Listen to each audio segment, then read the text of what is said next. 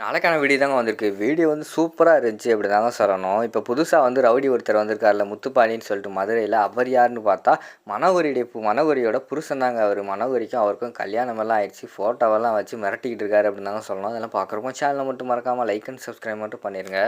First எடுத்தோடனேயுமே வந்து அந்த முத்துப்பாண்டி சொல்லிக்கிட்டு இருக்கிற மாதிரி காட்டிக்கிட்டு இருக்காங்க. இங்கே பாரு, ரொம்ப ஓவராக வாய் பேசிக்கிட்டு இருந்த, நீ யார் என்ன எல்லா உண்மையும் சொல்லிட்டு போயிடுவேன் பார்த்துக்கோ. இங்கே நீ நாடகம் ஆடிக்கிட்டு இருக்கிறது உடனே கலைஞ்சிரும் சரியா? அதனால் இந்த வீட்டில் கொஞ்சம் அமிக்கிட்டு இருக்க பாரு அப்படின்னு சொல்லிட்டு மனோகர்கிட்ட சொல்கிற மாதிரி காட்டிக்கிட்டு இருக்காங்க. மனோகர் என்ன பண்ணுறதுன்னு தெரியாமல் திருன்னு முழிச்சுக்கிட்டு இருக்காங்க. அடுத்த சீனில் பார்த்துக்கிட்டோம்னா சுடரை வந்து அந்த இடத்துலேருந்து அனுப்பி வச்சிடுறாங்க. சுடர் நீ போ, நான் அவகிட்ட வந்து தனியாக பேசணும் அப்படின்னு சொல்லிட்டு அவங்க வந்து தனியாக பேசுகிற மாதிரி தான் காட்டிக்கிட்டு இருக்காங்க. பைக்குள்ள வந்து ஒரு ஃபோட்டோ ஒன்று எடுக்கிற மாதிரி காட்டுறாங்க. அந்த ஃபோட்டோ என்னென்னு பார்த்தா நம்ம மனோகரியும் அந்த முத்துப்பாண்டியும் கல்யாணம் பண்ணி முடிச்சிருக்காங்க. கல்யாணம் முடித்த ஃபோட்டோ தான் காட்டுறாங்க. அதை பார்த்தோன்னே இதை வச்சு தான் நான் பிளாக்மெயில் பண்ணிக்கிட்டு இருக்கேன், இதை வந்து நான் கிழிச்சு போட்டுறேன் அப்படின்னு சொல்லிட்டு வாங்கிட்டு அதை வந்து கிழிச்சு போட்டுறாங்க. ஐயோ கிழிச்சு போட்டையே, என்கிட்ட ஒரே ஃபோட்டோ தானே அப்படின்னு சொல்லிட்டு ஃபீல் பண்ணிக்கிட்டு இருக்காங்க. இங்கே பாரு, இந்த ஃபோட்டோ வச்சு தான் நான் ஆடிக்கிட்டு இருந்தேன், இப்போ ஃபோட்டோ கிழிச்சு போட்டாச்சு போ அப்படிங்கிற மாதிரி சொல்லிட்டு மனோகரி வந்து சொல்கிறாங்க. ஓ அப்படியா, இந்த ஒரு ஃபோட்டோ மட்டும் என்கிட்ட இல்லைம்மா, என்கிட்ட நிறைய ஃபோட்டோ இருக்குது. அப்படி அது மட்டும் இல்லாமல் நான் வந்து பெரிய சைஸ்லலாம் ஃபோட்டோ எடுத்து வச்சுருக்கேன். அதை வேணா நாளைக்கு எட்டு வந்துட்டா அந்த வீட்டில் கொண்டு வந்து எல்லாத்தையும் காட்டியிருட்டா அப்படிங்கிற மாதிரி சொல்லிக்கிட்டு இருக்காங்க.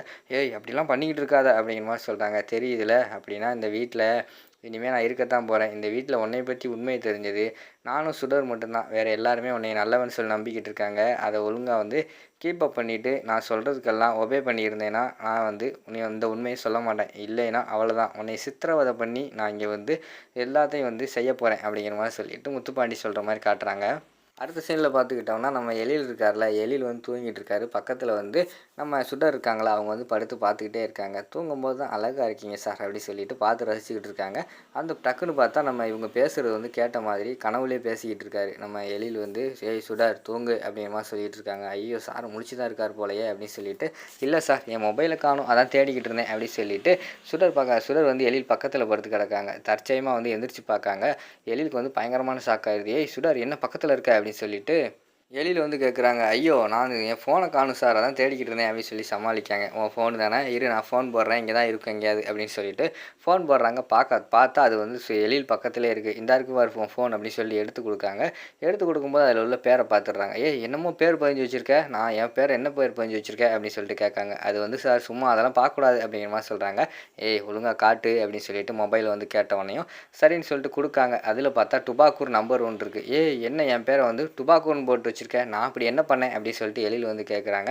இல்லை சார் வந்த புதுசில் நான் பதிஞ்சேன், வந்த புதுசில் வந்து ரூல்ஸு அது இதுன்னு சொல்லிட்டு நீங்கள் ஏதாவது ரூல்ஸ் போட்டுக்கிட்டு இருப்பீங்க, எனக்கு சுத்தமாக பிடிக்காது, அதனால் டுபாக்கூர்னு போட்டு வச்சேன், அது இப்போ வரைக்கும் அப்படியே இருக்குது அப்படிங்கிற மாதிரி சொல்கிறாங்க. சரி அப்போ நான் வந்து டுபாக்கூராக தெரிஞ்சேன், இப்போ உனக்கு எப்படியா தெரியுறேன் அப்படிங்கிற மாதிரி சொன்னோன்னே என்னோடய ஹஸ்பண்ட் என்னோடய புருஷனாக தெரியுறீங்க அப்படின்னு சொல்கிறாங்க. ஓ அப்படியா, அப்படின்னா இங்கே வா அந்த பேரை நீ மாற்று அப்படின்னு சொல்லி சேலையை பிடிச்சி இழுக்காங்க. சார் சரி சார் அப்படிங்கிற மாதிரி சொல்கிறாங்க. சரின்னு தெரிஞ்சு தான் இழுத்தேன், ஓடி வா பக்கத்தில் அப்படின்னு சொல்லிட்டு சேலையை பிடிச்சி பக்கத்தில் இழுத்து உடனே இதை வந்து மாற்று அப்படின்னு சொல்கிறாங்க.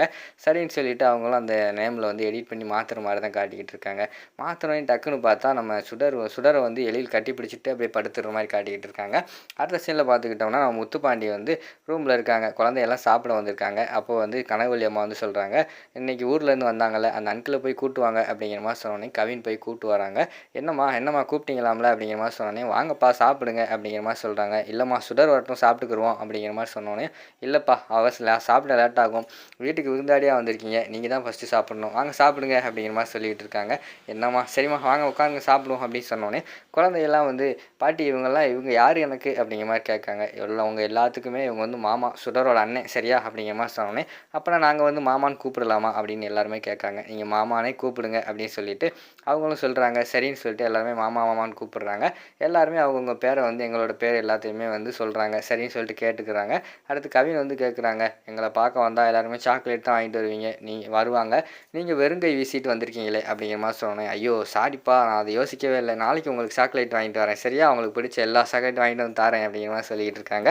எப்போ அதெல்லாம் ஒன்றும் வேண்டாம்ப்பா சும்மா விளாடுறாங்க குழந்தைய அப்படின்னு சொல்லிட்டு கனகவள்ளி அம்மா வந்து சொல்கிறாங்க, இல்லைம்மா குழந்தை வாய் திறந்து கேட்டுச்சு, வாங்கி கொடுத்தா தான் சரியாக இருக்கும் அப்படின்னு சொல்லிட்டு அந்த இடத்துல வந்து சாப்பிட்டு எல்லாருமே போகிற மாதிரி தான் காட்டிக்கிட்டு இருக்காங்க. மறுநாள் காலையில் விடிஞ்சிடுது. அவர் பார்த்தா கட்டப்பை நிறைய சாக்லேட் வாங்கிட்டு வந்துடுறாரு. குழந்தைகளா வாங்க வாங்கன்னு சொல்லிட்டு கூப்பிட்டுட்டு இருக்காங்க. எல்லா குழந்தைகளுக்குமே சாக்லேட் கொடுக்காங்க. சரின்னு சொல்லி சாக்லேட் வாங்கிட்டு எல்லாரும் போயிடுறாங்க. அந்த இடத்துல வந்து மனோகரி வராங்க. ஏய் இங்கே வா மனோகரி அப்படின்னு சொல்லி கூப்பிட்டோன்னே என்ன அப்படிங்கிற மாதிரி கேட்காங்க. இங்கே பாரு வெளியில் போயிட்டு வந்தேன்ல, கை கால்லாம் ஒரே வலிக்குது, அதனால் போய் ஜூஸ் போட்டு வா அப்படிங்கிற மாதிரி சொல்கிறாங்க. என்னது ஜூஸ் போடவா அப்படிங்கிற மாதிரி சொன்னோன்னே போடுறியா இல்லைனா உன்னோட ஃபோட்டோவை இப்போ உடனே எழிலுக்கு அனுப்பி வைக்கவா அப்படிங்கிற மாதிரி சொல்கிறாங்க. சரி சரி போடுறேன் அப்படின்னு சொல்லிட்டு போய் ஜூஸ் போட்டு கொண்டு வராங்க. குடிக்கிட்டாங்க. இது என்ன ஜூஸு, சீனிக்கு பதிலாக உப்பள்ளி போட்டியா, ஒழுங்காக போய் நல்ல ஜூஸ் போட்டு வா அப்படிங்கிற மாதிரி சொன்னோன்னே சரின்னு சொல்லிட்டு வேறு ஒரு ஜூஸ் போட்டு வராங்க. பரவாயில்லையே கலர் கலராக ஜூஸ் போட்டு வர, வீட்டில் எல்லா பழமும் வாங்கி வச்சிருப்ப போலையே அப்படின்னு சொல்லிட்டு அதை குடிச்சு பார்க்காங்க.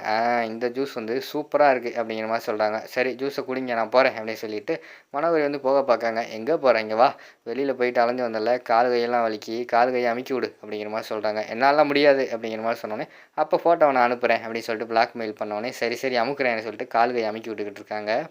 அந்த இடத்துக்கு வந்து ராமையா வந்துடுறாங்க. ராமையா வந்தோடனையும் என்ன ராமையா சாப்பிட்டீங்களா அப்படிங்கிற மாதிரி கேட்டோடனே இல்லை தம்பி இப்போ தான் போயிட்டு வந்தேன், வண்டிக்கு டீசல் போட்டு வந்தேன் அப்படிங்கிற மாதிரி சொல்கிறாங்க. வண்டிக்கு டீசல் போட்டிங்க, உங்களுக்கு போட்டிங்களா அப்படிங்கிற மாதிரி கேட்காங்க. எனக்கா புரியலையே அப்படிங்கிற மாதிரி சொன்னேன்.